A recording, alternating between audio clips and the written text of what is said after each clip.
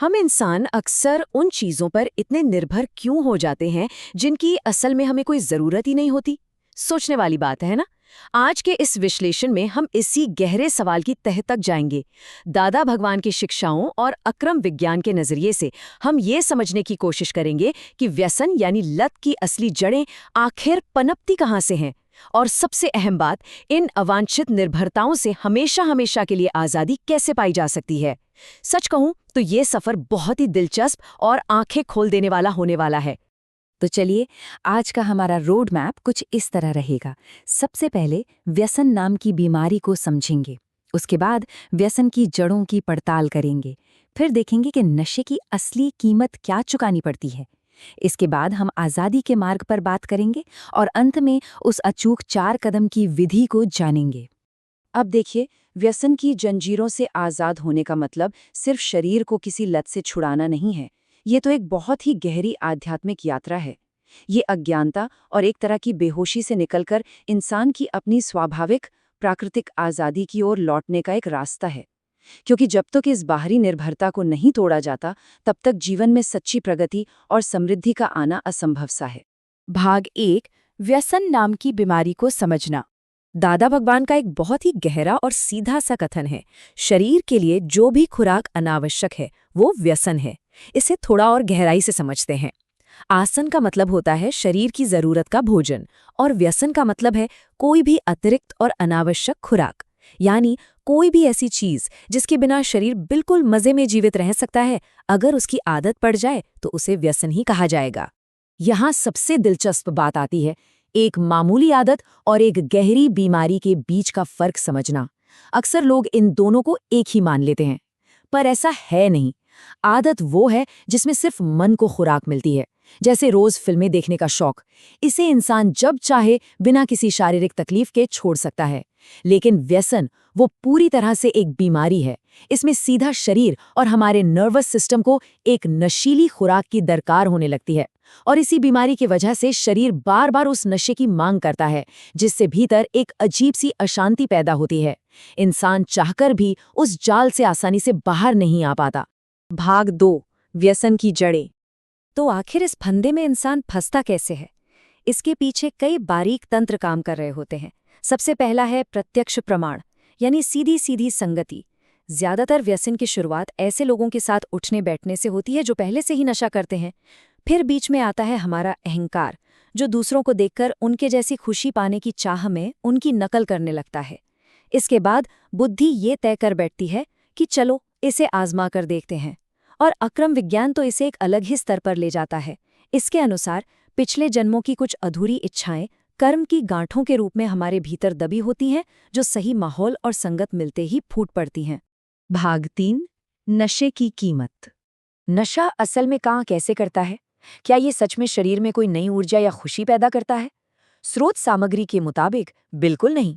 नशा बस इतना करता है कि यह व्यक्ति के अपने ही भविष्य के सुख के कोटे को खींचकर आज ही इस्तेमाल कर लेता है। ये एक तरह का उधार है। आज की इस उधारी की खुशी के बदले भविष्य में इंसान पूरी तरह से खाली, खोखला और ऊर्जा विहीन हो जाता है।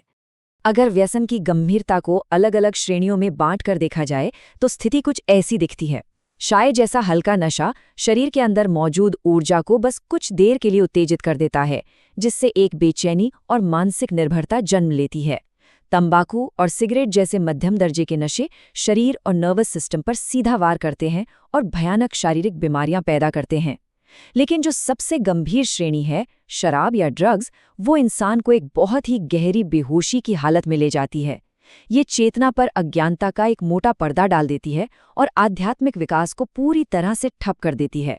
स्रोत सामग्री हमें एक बहुत ही स्पष्ट और गंभीर आध्यात्मिक चेतावनी देती है। शराब जैसी चीजों के प्रभाव में इंसान अपनी जागरूकता पूरी तरह से खो बैठता है, और ग्रंथों के अनुसार जब कोई मानव जीवन पाकर भी इस तरह की गहरी बेहोशी में चला जाता है तो उसका आध्यात्मिक पतन तय है। यहाँ तक कि अगले जन्म में जानवरों की योनि में जाने का जोखिम भी बहुत बढ़ जाता है। सच में ये एक ऐसा नुकसान है जिसकी भरपाई कर पाना बेहद मुश्किल है। तो जब इसके इतने डराने वाले और गंभीर परिणाम सामने आते हैं, तो ये सवाल उठना बहुत ही स्वाभाविक है कि क्या वाकई इतनी मजबूत और गहरी लत को छोड़ पाना कभी संभव भी है? खैर, अच्छी बात यह है कि हमारी स्रोत सामग्री केवल इन अंधेरे परिणामों पर बात करके हमें छोड़ नहीं देती, बल्कि ये सुधार के एक बेहद आशावान और पूरी तरह से प्रैक्टिकल रास्ते की ओर भी ले जाती है। भाग 4 आज़ादी का मार्ग। इस पूरी सुधार की यात्रा को एक कार के स्टीयरिंग व्हील के कमाल के उदाहरण से समझाया गया है।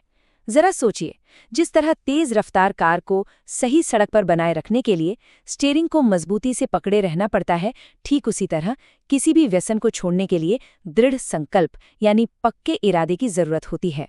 जब एक बार ये दृढ़ संकल्प कर लिया जाता है और उसके साथ सच्चे दिल से पछतावा जुड़ जाता है, तो फिर सुधार के रास्ते से भटकने का कोई सवाल ही पैदा नहीं होता। स्रोत में उन लोगों के लिए एक बहुत ही शानदार और व्यवहारिक तरीका सुझाया गया है जो अचानक से सब कुछ एक झटके में नहीं छोड़ पाते। इसे हम एक चरणबद्ध तरीका कह सकते हैं। सबसे पहला और सबसे जरूरी कदम है उन लोगों की संगत से पूरी तरह दूर हो जाना जो नशा करते हैं। उसके बाद शराब जैसे अत्यधिक खतरनाक नशे से नीचे उतरकर किसी कम नुकसानदायक विकल्प को चुनना चाहिए, जैसे कि पान या चाय। और फिर अंततः धीरे धीरे उस हल्के विकल्प को भी पूरी तरह से छोड़कर अपनी सच्ची और मुकम्मल आज़ादी पा लेनी चाहिए। भाग 5 4 कदम की विधि। और अब आते हैं सबसे अहम हिस्से पर। नशे की इस कर्म रूपी गांठ को सीधा जड़ से नष्ट करने के लिए ये 4 अचूक और अनिवार्य कदम बताए गए हैं। पहला, मन में ये दृढ़ विश्वास बनाए रखना कि ये व्यसन बिल्कुल गलत है। दूसरा, इसके नुकसानों की पूरी जानकारी जुटाना और उसे हर पल अपनी जागरूकता में रखना। तीसरा है प्रतिक्रमण, यानी जब भी गलती से नशा हो जाए तो भीतर बैठे परमात्मा से सच्चे दिल से माफी मांगना और इसे फिर से न दोहराने का पक्का संकल्प लेना। और चौथा, जो शायद सबसे मुश्किल भी है, अगर कोई आपकी आलोचना भी करे तो कभी भी अपनी लत के पक्ष में दलीलें न देना, उसका बचाव भूल कर भी न करना। एक बात जो हमें बहुत गहराई से समझनी चाहिए वो ये है कि सुधार कभी बाहर से नहीं बल्कि हमेशा भीतर से शुरू होता है। जब मन में ये पक्का ज्ञान बैठ जाता है कि जो मैं कर रहा हूँ वो गलत है और उसका बचाव करना पूरी तरह से छूट जाता है, तो भले ही उस दिन बाहरी रूप से लत ना छूटी हो, लेकिन भीतर समझ के स्तर पर आज़ादी मिल चुकी होती है। और यही सही समझ बिना किसी जोर जबरदस्ती के धीरे धीरे इंसान को बाहरी रूप से भी पूरी तरह मुक्त कर ही देती है।